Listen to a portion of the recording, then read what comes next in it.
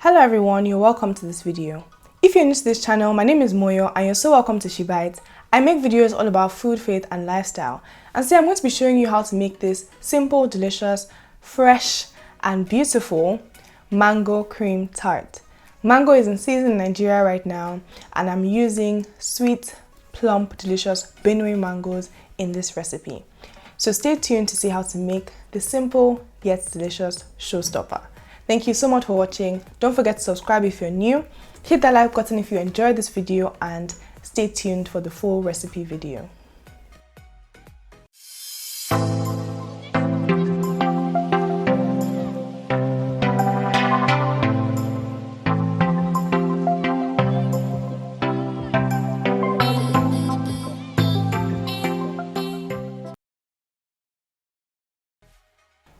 So for this mango cream tart, we're going to be starting off with our sweet pastry. We have some flour, some salt, and then we're going to be rubbing in the butter until we have a mixture that resembles breadcrumbs. You want to use cold butter so your pastry stays cold and nice and crumbly. Now you have something that looks just like breadcrumbs, and still we're going to be using egg whites. Normally you use whole eggs for this, but since I'm using egg yolks in the pastry cream filling, I'm just going to be using egg whites for this so that you're able to use both the whites and the yolk in this recipe. Bring the dough together until it forms a ball. Make sure you don't mix it too much to avoid gluten development, and then wrap it in cling film and leave it to rest in the fridge for about 30 minutes. We're going to be making our pastry cream. We have some egg yolks, some white sugar and some flour. You could also use corn flour, less corn flour, but all the recipe details are in the description box below. Once you mix this together, set it aside, and then you're going to heat up your milk. Once your milk reaches about 80 degrees Celsius, you then want to pour it into your egg, sugar and flour mixture, whisking constantly. You want to do this so that you do not cook your eggs. You don't want to have scrambled eggs inside your pastry cream. You want to temper the eggs. This is called tempering. So you mix the eggs with the hot milk gradually to avoid them from splitting or cooking too much, too quickly.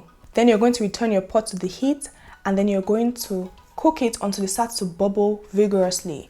If you're using corn flour, your pastry cream doesn't have to cook for too long, but because I'm using flour in this recipe, you want to make sure you cook it so that all the flour taste is removed. Put it in a bowl, cover with cling film directly so that it doesn't form a film, and leave in the fridge to rest. Then you want to butter your tart pan and then set it aside while we start to prepare and roll out our pastry. You want to roll out your pastry until it's big enough to cover the entire tart pan with some excess space. And then you're going to roll your pastry, make sure it's well floured, roll it onto your rolling pin and then place it on top of your tart pan. Then press it in to all the spaces, cut off any excess dough and fill in any gaps where you have some holes. Just fill it in with the excess pastry that you have.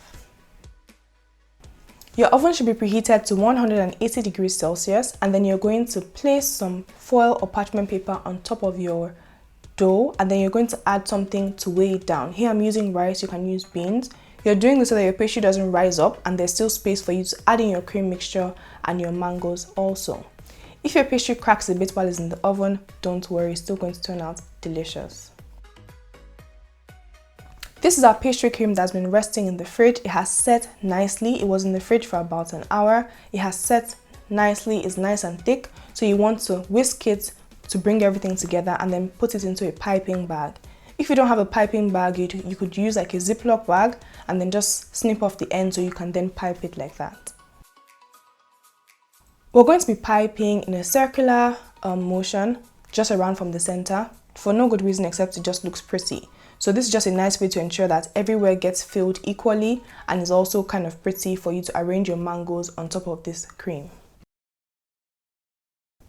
And now for the part we've all been waiting for, the mango.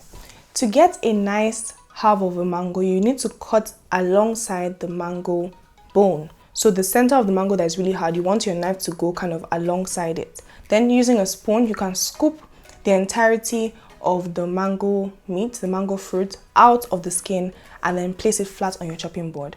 Then you're going to use a sharp knife to slice many thin slices. You don't want the slices to be too thin so you can handle them, but you still want them to be as thin as possible. This mango is quite ripe. You can use a mango that's a bit less ripe so that it's easier for you to slice and handle. But ripeness also equals extreme sweetness, and this mango was very, very sweet, or is very, very sweet. So as you can see, you want to make sure that you layer your mangoes along each other all the way from the outside of the tart all the way to the inside. It takes some time, but trust me, it's worth it. It looks absolutely beautiful, and you get these thin, slices of mango when you eat this tart, which just give a burst of refreshing flavor. So just keep on going until you reach the center, where you're going to put a nice and thin mango slice right in the middle. If your mangoes are less ripe, they may be able to stand up taller and give a more kind of audacious statement, but as I said before, the riper, the sweeter. And there we have it. This is your mango cream tart. Fresh mangoes, pastry cream, and nice, lovely sweet pastry on the base. It's delicious and it doesn't last long. You don't want it to last long either, because the crust is open in contact with the pastry cream and with the mango, so you kind of want to eat it on the same day so that the crust doesn't get soggy. Thank you guys so much for watching this video. I hope to see you in my next one. If you enjoyed this, please give it a thumbs up. Subscribe if you're new here, and I'll see you guys in my next video. Bye!